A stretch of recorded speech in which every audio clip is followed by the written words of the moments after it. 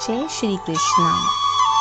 जिस प्रकार कहा जाता है कि नेकी कर और कुएं में डाल, उसी तरह कर्म का ज्ञान कहता है कि कर्म कर और उसे भगवान को सौंप दे। गीता के 4 अध्याय में भगवान श्री कृष्ण ज्ञान, कर्म और संन्यास योग के बारे में बताते हैं। आज हम गीता के अध्याय 4 का अनुवाद करेंगे, जिसे ज्ञान, कर्म, संन्यास योग के नाम से जाना जाता है। ओम श्री परमात्मने नमः। अथ चतुर्अध्याय। श्री भगवान उवाच इमं विवस्वते योगं प्रोक्तवानहम् अव्ययम् विवास्वान् मनवे परः मनुरिक्ष्वकवे ब्रवीत्। एवं परम्परा प्राप्तम् इमं राजर्षयो विदुः सकालिनी महता योगो नष्टः परन्तपा।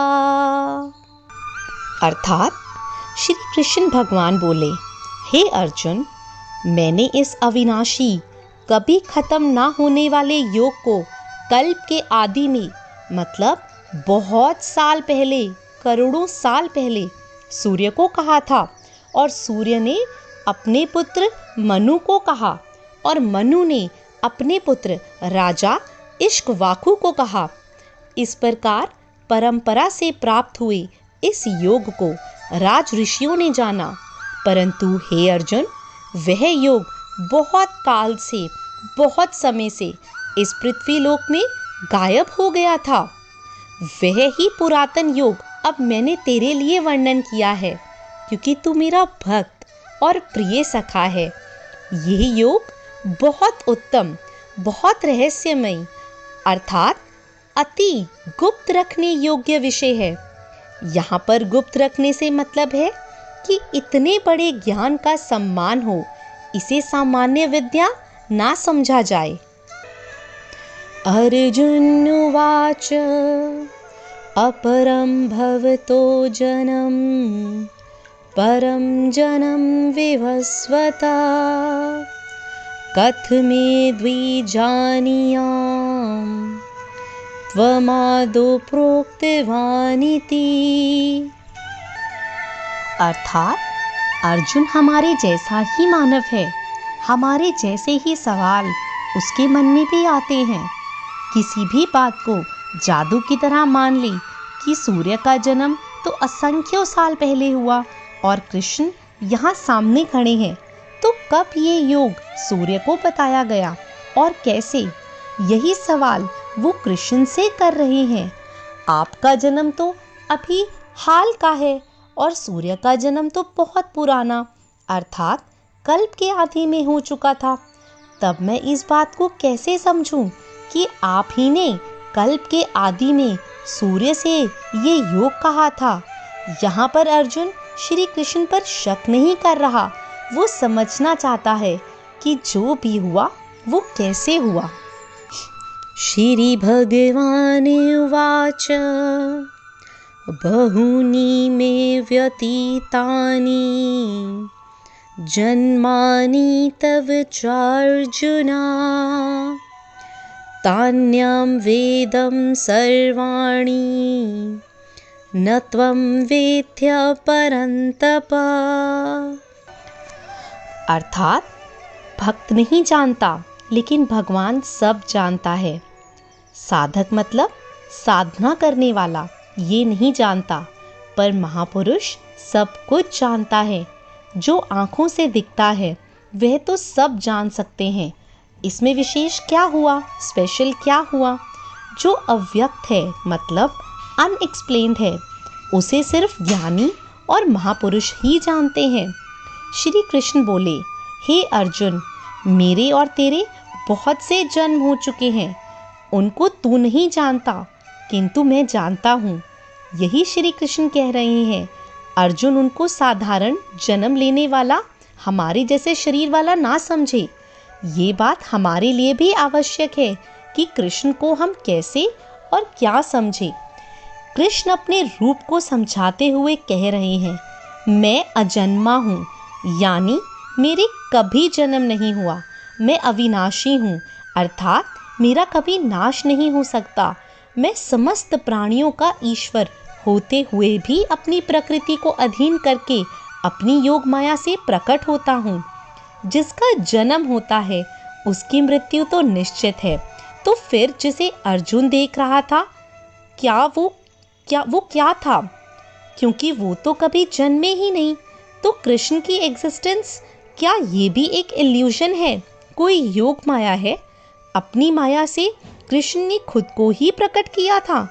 मनुष्य में वो मनुष्य जैसे आए थे ताकि हम सबके बीच हमारी जैसा जीवन जी सकें। यदा यदा हि धर्मस्य ग्लानिर्भवति भरत अभ्युत्थानमधर्मस्य तदात्मानं सृजाम्यहम्।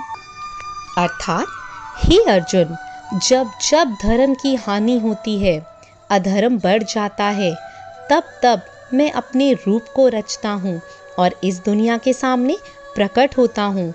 हर काल में धर्म का नाश होता है, यानी कि अधर्म, करप्शन, पाप बढ़ने लगता है, तब किसी न किसी की तो ज़रूरत पड़ती है और सब कुछ ठीक करे उसको आना ही पड़ता है। जब जब धर्म खतरे में आता है, तब तब कृष्ण अपना रूप रचते हैं और हमारे बीच में प्रकट होते हैं, और इसी प्रकट होने को ही अवतार कहते हैं।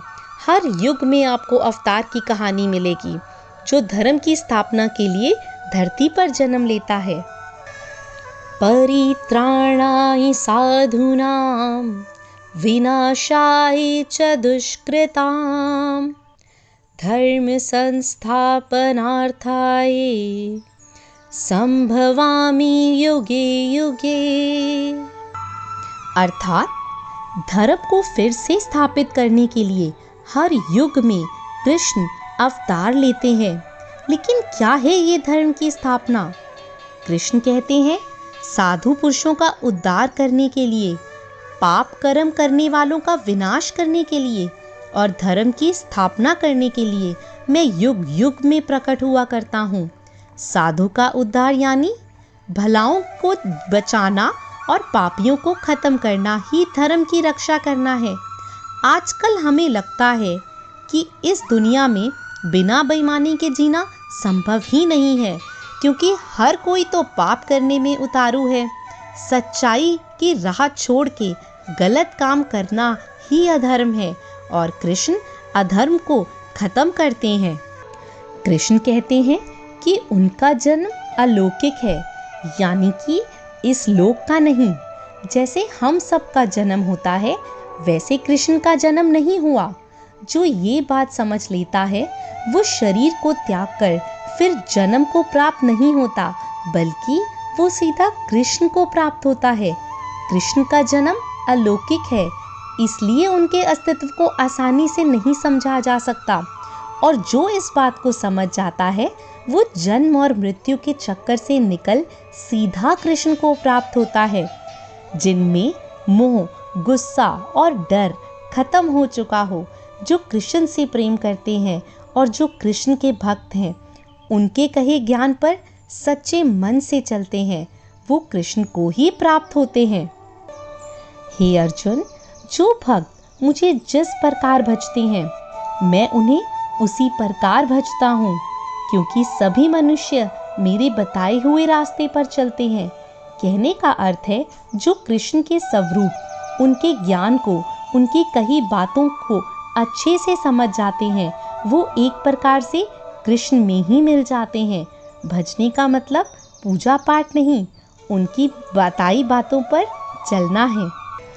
कृष्ण कहते हैं, जो लोग मेरे कहे अनुसार कर्म करते हैं और साथ में देवताओं की पूजा करते हैं, उन्हें उनके कर्मों का फल जल्दी मिल जाता है।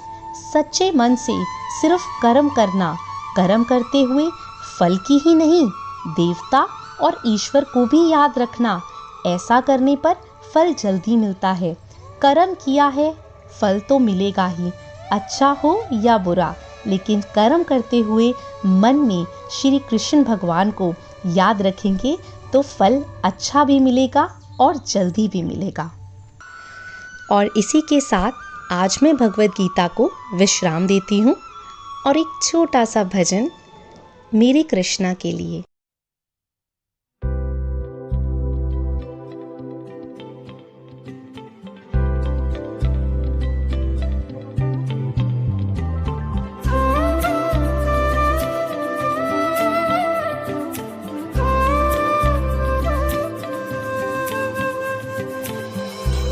धरती में स्वर्ग क्या है, ब्रज धाम आके देखो। धरती में स्वर्ग क्या है, ब्रज धाम आके देखो। जीवन का अर्थ क्या है, जीवन का अर्थ क्या है, गोविंद धरती में स्वर्ग क्या है, ब्रज धाम आके देखो।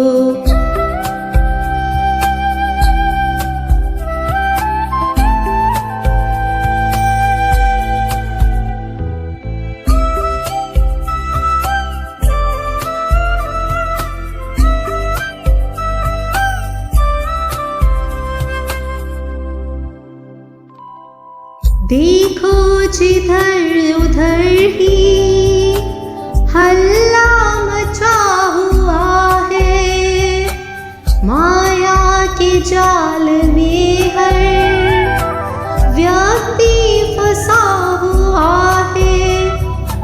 प्रीतम की छवि प्यारी, प्रीतम की छवि प्यारी, दिल में बसा के देखो। धरती में स्वर्ग क्या है, ब्रज धाम आके देखो। जीवन का अर्थ क्या है, जीवन का अर्थ क्या है, गोविंद गा के देखो। हरे कृष्णा मेरे कृष्णा। जय श्री राधे, जय श्री कृष्ण।